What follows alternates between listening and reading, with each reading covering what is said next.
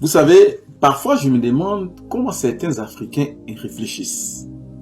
Voici quelqu'un qui a trahi son pays, visiblement, qui a fait manque de déloyauté envers le président de son pays, envers son peuple et envers sa nation. Mais qui, je ne sais par quel mécanisme, est présenté par certains endoctrinés comme étant un héros. Vous savez, le panafricanisme commence par le patriotisme.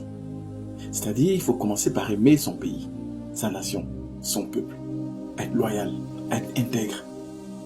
Vous savez, avant même de penser dire que on veut se présenter en bon samaritain pour l'Afrique tout entière.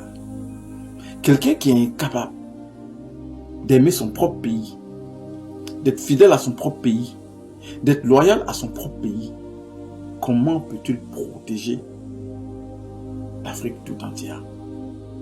Impossible, vous me direz. Impossible. Parce que pour être panafricain, il faut avoir des racines en Afrique. Des racines profondément enfoncées, enracinées dans le patriotisme. Voici la réalité. Or, Kémy Séba, de par ses dernières sorties, a trahi son pays. C'est indéniable. C'est indéniable.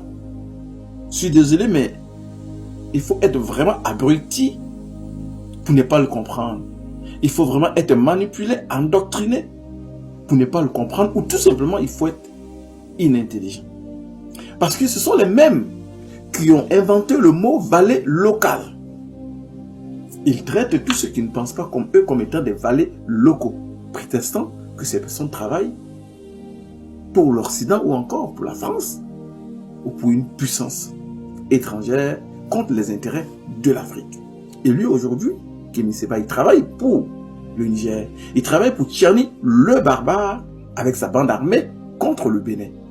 Au Bénin, Kémy Séba est un valet local, un traître, un piètre déserteur, quelqu'un qui n'a aucun attachement pour le Bénin.